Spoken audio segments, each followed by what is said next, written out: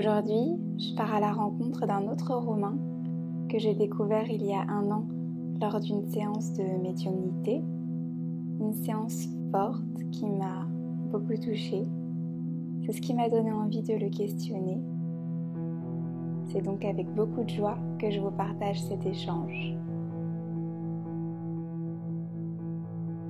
Romain, tu es médium, thérapeute, tu accompagnes des personnes sur leur chemin de vie et tu es auteur de Anagramme, un livre qui retrace ton parcours. En étant médium, tu parviens à créer le pont entre les hommes et le monde subtil. Comment ces facultés, elles sont arrivées ? Alors, j'ai commencé à recevoir des premiers messages de l'au-delà quand j'étais tout petit. À ce moment-là, on vivait en Afrique avec mes parents. Et je commençais à déjà entendre des choses. D'ailleurs, la plupart des enfants, jusqu'à 7 ans à peu près, ont ces contacts avec le monde de l'invisible. Ça s'est arrêté, ça s'est stoppé à partir de mes 7 ans, puis c'est revenu dans ma vie aux alentours de 18 ans, où j'ai eu un contact. Premier contact défunt très clair en clairaudience, une nuit, alors que je dormais à moitié. Et donc il est venu me contacter. C'était quelqu'un en plus qui faisait partie de notre famille, un grand-père qu'on venait de perdre. Il est venu me parler et m'a transmis des informations que personne, à part mon épouse et moi-même, ne pouvions savoir. Ça s'est recalmé de nouveau à peu près à ce moment-là, donc j'avais 19 ans, donc j'ai plus de contact du tout. Donc ma grand-mère maternelle est partie de l'autre côté du voile en 2012. 3 ans et demi après, elle est venue me contacter directement une nuit. Je dormais dans notre maison, donc j'étais à l'étage, je dormais seul, mes enfants étaient dans leur chambre, il était 3 heures du matin et la télé s'est allumée. Volume très élevé, 50.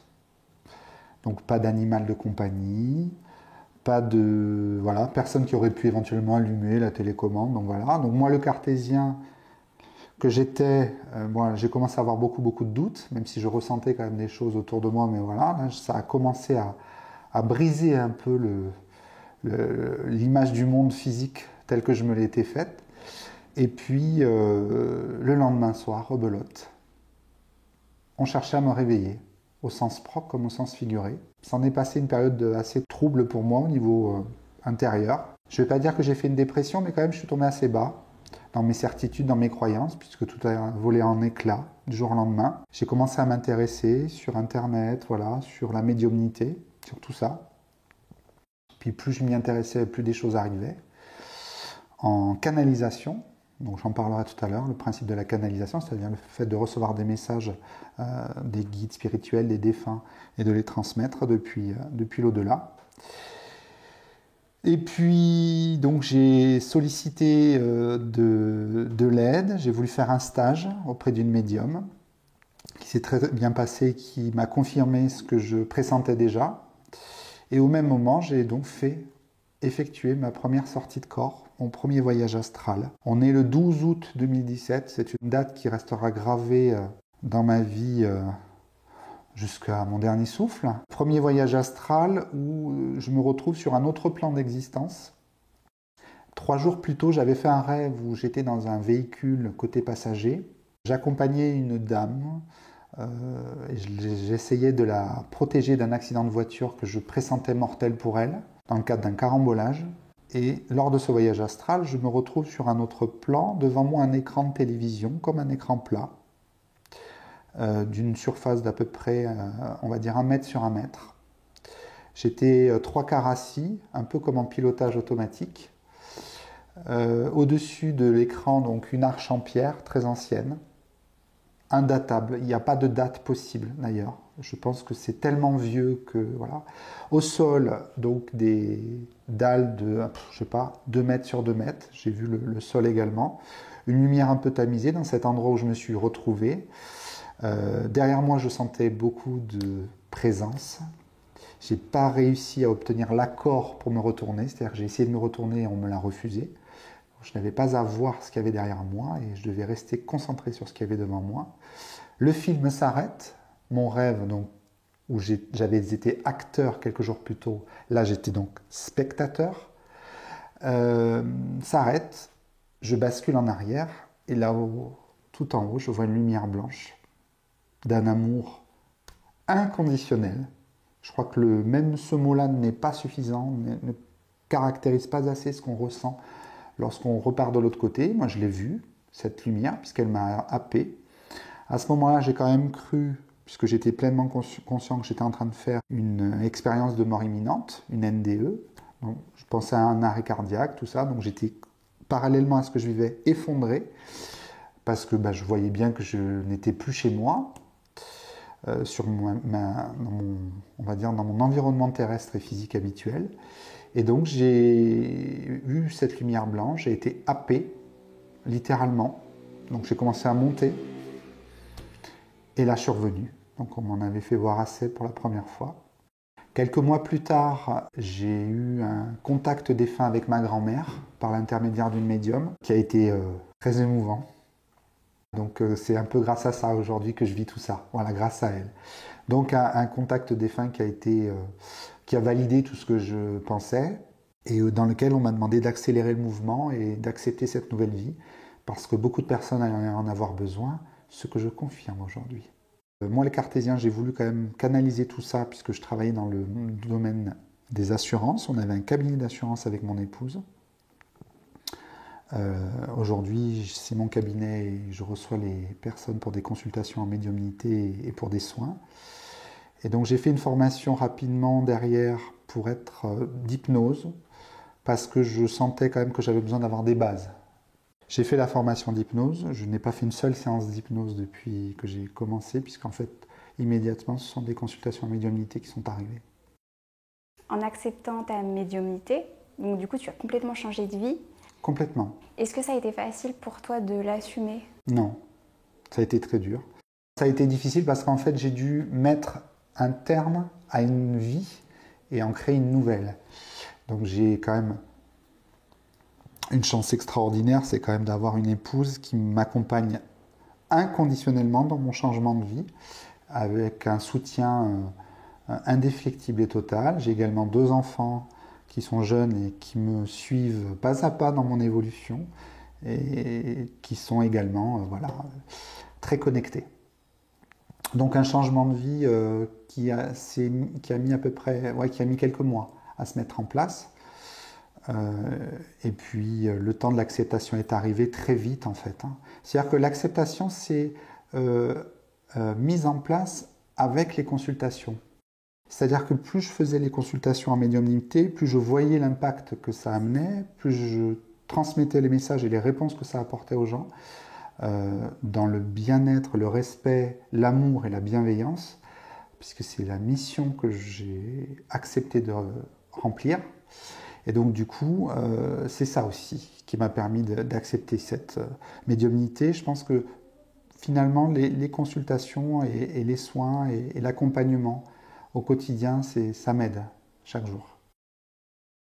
Qu'est-ce qui t'a poussé à prendre ce virage et à l'assumer? Il était temps que je me tourne vers les autres. J'ai eu la chance de tout avoir dans ma vie, absolument tout. Il y a un temps effectivement où, quand on a tout, il y a un moment où il faut se tourner vers les autres. Et en plus, effectivement, avec ces facultés-là, je pense que le contact que j'ai chaque jour avec les gens que je rencontre, c'est extraordinaire. Parce que je reçois beaucoup plus des autres, finalement.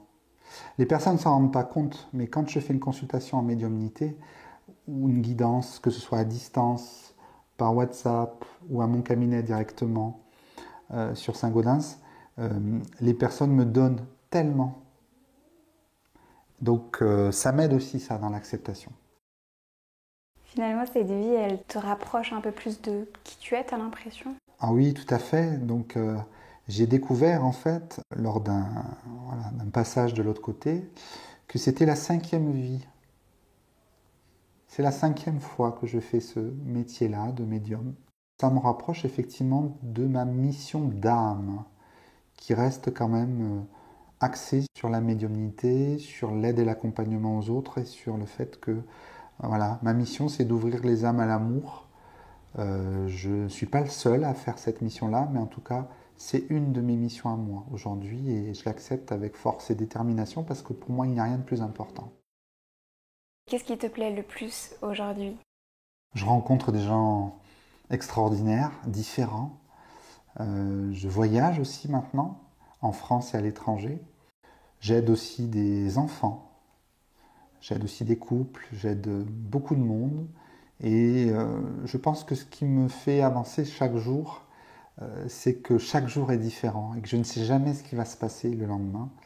Malgré ce que je fais, il y a de la nouveauté tout le temps. Voilà.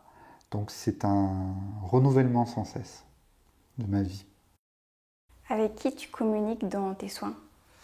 Dans mes soins et dans mes consultations, je suis en contact avec des défunts qui arrivent très très vite à se brancher avec ma connexion à moi, avec mon canal.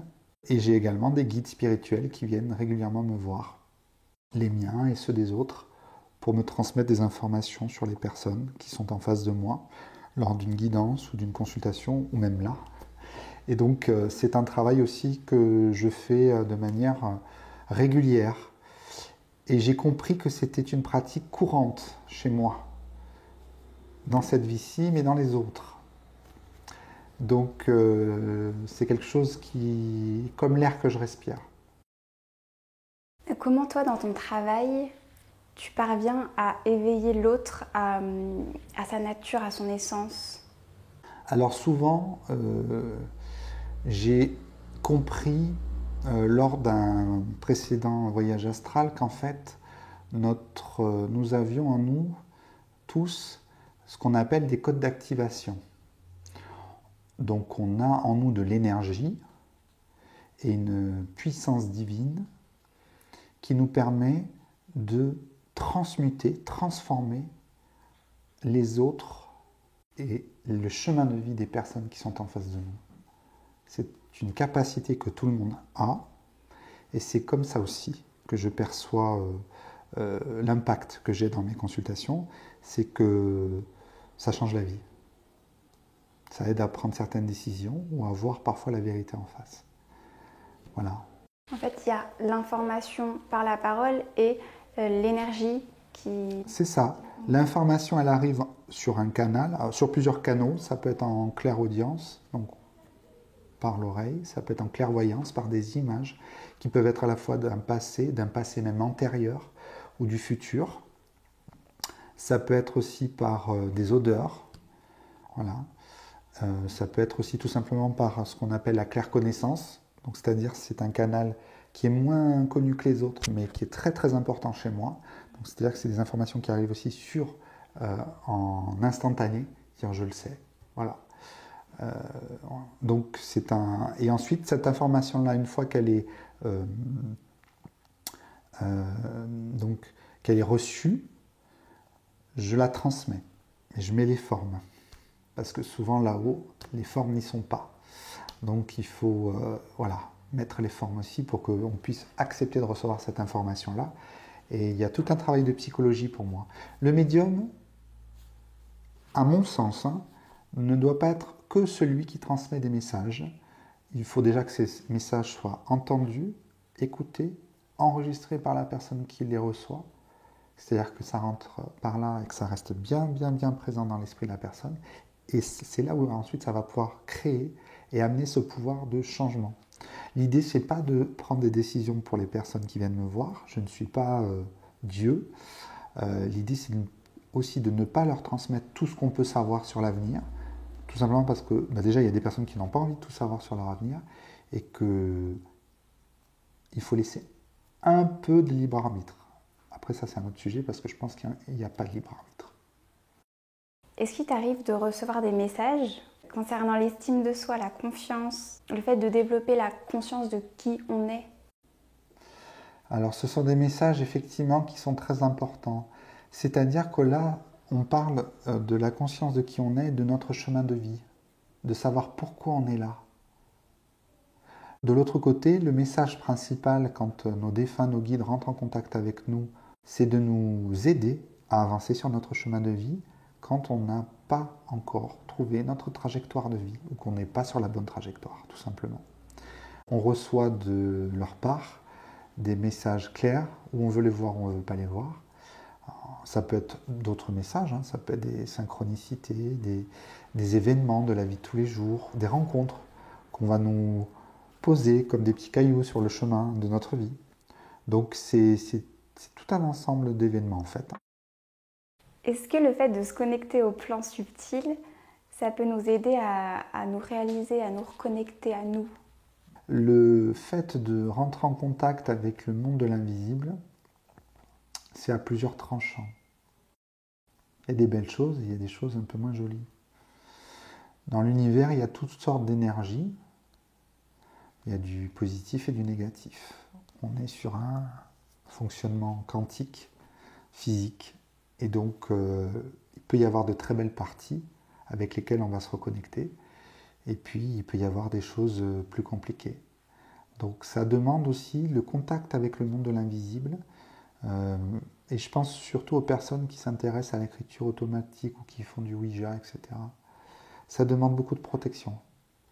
Ça demande une rigueur, ça demande d'être honnête, droit, ça demande d'être dans la vérité et dans l'amour, et ça demande aussi beaucoup de protection. Donc il faut au préalable être dans une bulle de protection telle une forteresse imprenable. Et la protection, elle peut se faire de plusieurs manières. Différentes manières, tu peux avoir la méditation, c'est un bon outil pour rentrer en contact avec le monde de l'invisible tout en étant ancré, parce que l'ancrage est très important sur Terre. Parce que même si on est médium ou qu'on a comme ça des contacts avec le monde de l'invisible, sans dire forcément d'être médium, mais voilà, pour moi tout le monde en plus a ces capacités-là en lui. Après, il y a un temps pour qu'elles soient développées et une période de vie aussi, et un karma. Mais on a de toute façon, à un moment donné, l'obligation de se protéger face à ce qui est beaucoup plus grand que nous, petit terrestre que l'on est.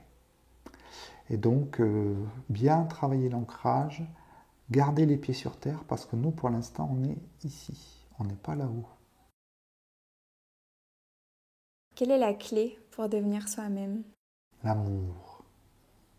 La clé pour être soi-même, c'est l'amour avec un grand A. Il faut, pour être soi, s'aimer. Sans être dans l'ego, sans s'adorer, mais s'apprécier à sa juste valeur, avec nos imperfections physiques, mentales, psychologiques, nos défauts. On est une créature de l'univers, de la source, avec un grand S. C'est de là d'où on vient tous. Donc, un petit signe derrière d'ailleurs. Donc, une source, effectivement, de là où on vient et qui nous a fait naître, qui fait naître toutes les âmes dans l'amour, cet amour inconditionnel. Et sur Terre, pour être soi, pour apprendre à faire ce chemin sur soi, il faut s'aimer, sans attendre l'aval, l'accord de qui que ce soit et l'appui ou le regard des uns ou des autres. C'est seul face à son miroir, face à ce que l'on est et ce que l'on peut apporter sur Terre, et se dire « je m'aime pour le bien que j'apporte aux autres ». Qu'est-ce qui nous freine dans notre propre réalisation? C'est notre parcours, notre enfance, notre adolescence, les rencontres aussi que l'on fait, qui ne sont que des apprentissages. Parfois, on prend ça comme des échecs, on prend ça comme des coups de massue, des trahisons.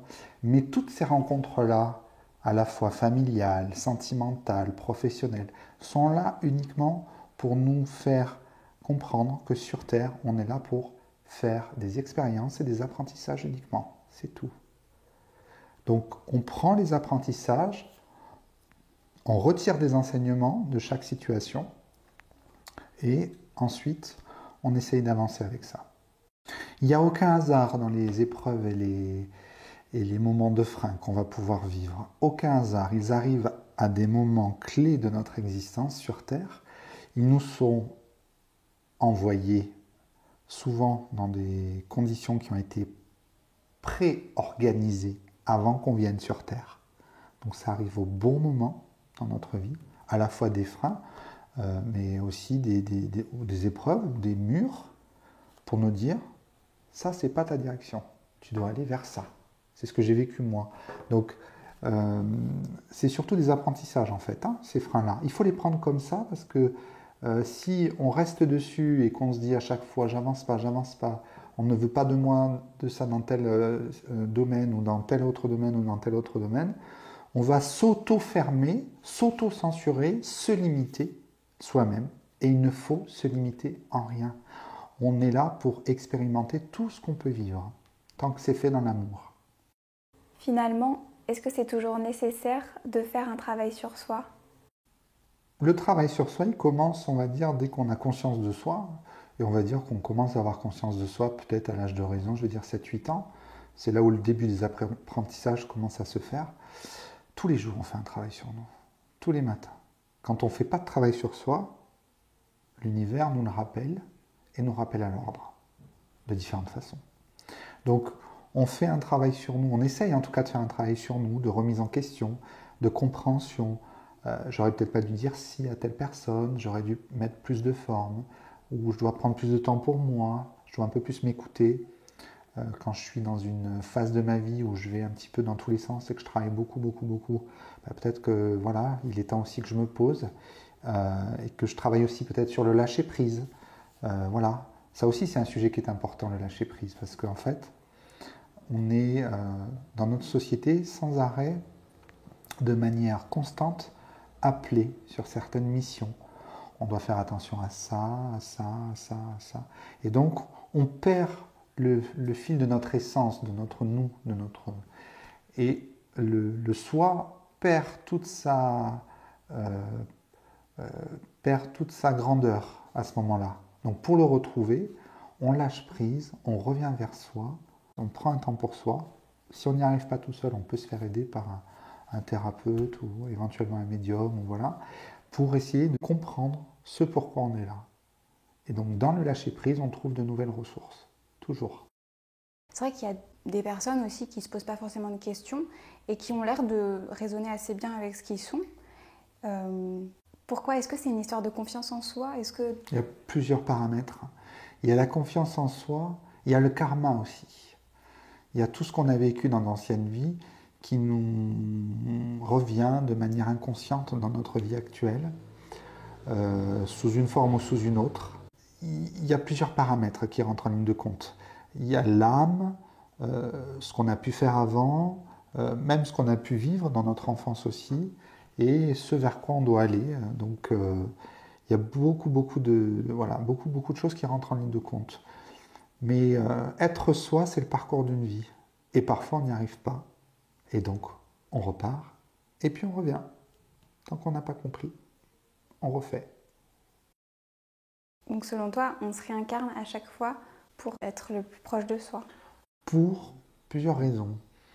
Pour approfondir des apprentissages, expérimenter la matière, parfois même payer des dettes d'anciennes vies, solder les choses. Parce que quand on est près de l'amour inconditionnel, on ne solde pas grand-chose. Par contre, sur Terre, qui est une planète école où on vit beaucoup de choses difficiles, là, on est dans l'apprentissage, puisqu'on est dans l'humain perpétuellement. On est tout le temps entouré de personnes autour de nous. Et le plus dur à gérer sur Terre, c'est les relations humaines. C'est le plus difficile, vraiment de loin. Voilà, il y a d'autres choses qui sont compliquées, mais voilà, la relation à l'autre, c'est quelque chose qui est constamment en évolution et en apprentissage. Et en mouvement aussi. Qu'est-ce qui est important de développer pour se rapprocher de qui on est ? Je dirais qu'il y a plusieurs choses. Ça peut être des événements heureux, des apprentissages, des stages, et puis parfois, c'est des événements beaucoup plus tragiques et difficiles. La perte d'un être cher, le deuil, l'échec sentimental, l'échec professionnel, la rencontre avec un homme ou une femme qui va dans notre vie nous faire parfois plus de mal que de bien. Donc tous ces événements font qu'effectivement, On apprend aussi. Hein. Si demain chaque humain arrivait à incarner pleinement qui il est, qu'est-ce qui se passerait? Il ne serait pas sur Terre. Première information, tu vois, qu'on me demande de transmettre, ça ne vient pas de moi. On est pleinement qui on est quand on a fini son cycle des incarnations et son évolution. Donc tant qu'on vient sur Terre, c'est qu'on a encore des choses à comprendre et à valider. Et on peut imaginer ça comme un espèce de puzzle. Donc tant qu'il manque une pièce au puzzle, on revient sur Terre. Ou ailleurs, parce que la vie existe également dans d'autres mondes et dans d'autres plans d'existence que la planète Terre. Est-ce que tu as un film ou un livre à partager? Un film qui me vient immédiatement à l'esprit qui s'appelle « Et si le ciel existait ». C'est l'histoire en fait d'un petit garçon qui va vivre ce qu'on appelle une expérience de mort imminente et qui va avoir un contact avec l'au-delà, qui va revenir et qui va raconter ce qu'il a vécu à ses parents. Donc voilà, c'est un film magnifique. Deuxième film qui s'appelle Le chemin du pardon. C'est l'histoire d'un homme à qui il arrive un événement terrible, la perte d'un enfant, et qui va devoir pardonner aux personnes à l'origine de ce départ. Et donc il va être directement en contact avec Dieu. Et donc ça va être tous les échanges qui sont entre lui et Dieu, qui prend une forme bien particulière. C'est un film extraordinaire sur le pardon. Parce que pour avancer, il faut savoir pardonner et se pardonner. Et oublier le mal qu'on nous a fait. Et après, un livre qui me vient à l'esprit, c'est La mort expliquée aux enfants. C'est un livre très très bien pour les personnes qui sont en tout début d'un éveil spirituel, explique beaucoup de choses sur la vie après la vie, sur le fonctionnement de la vie après la vie, sur ce qui se passe quand on est dans l'au-delà. Le principe aussi, ça revient sur la notion de suicide, ça revient sur la notion de réincarnation, puisqu'effectivement il n'y a pas de temps de l'autre côté, le temps n'existe pas. Voilà. Donc c'est un livre extraordinaire, La mort expliquée aux enfants, qui peut être lu à la fois aux enfants mais aussi aux grands. Pour conclure ce moment, quel est le message que tu aimerais transmettre? L'amour est la clé de tout.